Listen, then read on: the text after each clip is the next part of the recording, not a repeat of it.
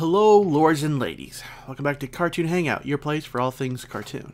Now, this is what I'm talking about. Episode 6, Sandman, is a great episode. It's pretty entertaining from start to finish, and its villain, Sandman, actually does get some backstory in the episode, unlike the first few villains Spidey has faced up until now. And that adds so much to the episode that I feel like it helps my case regarding getting to know the show's villains a little more. With the Sandman story and the heartbreak over his daughter Kimia, we get a lot more emotional connection to the events unfolding.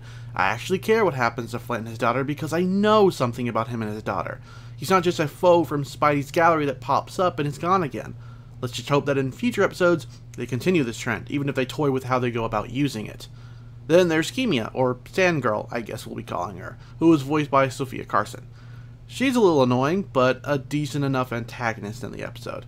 My one complaint would be that an episode like this feels almost like a second season episode, one where we already know Sandman and then we learn about his daughter and her powers.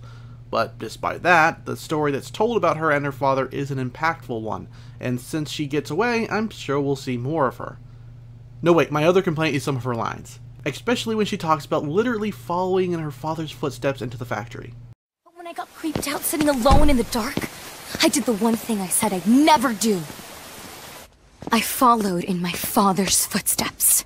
That metaphor isn't terrible, but maybe show don't tell. Having the character actually voice that was just kind of cringy, and they probably could have done some other takes or rewritten some lines concerning her talking about being smart. That again felt like a show don't tell moment, or something Flint could have talked about. Probably one of the coolest moments is Peter getting the Venom symbiote costume in a really serious moment. They could have done a better job with the voice effect, but otherwise watching him subtly act different and just beast his way through the baddies was really cool. Almost made me forget that the animation in the show still needs some work, though I will admit this was likely the show's best attempt. And I'm sure I'm not the only one who noticed his black jacket when he got back home.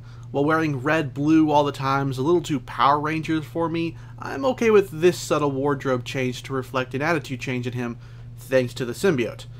Can't do worse than Spider-Man 3. The episode features some classic examples of Peter solving stuff mostly on his own, and even some of the consequences he didn't take into account. I think that's perfectly fine for a young Peter. Though some weaker moments were still his posse getting into the line of danger to help him. It's a personal thing, but I'd rather their assistants stayed mostly at school rather than in the field. But, barring that, I'd still give this episode a good grade.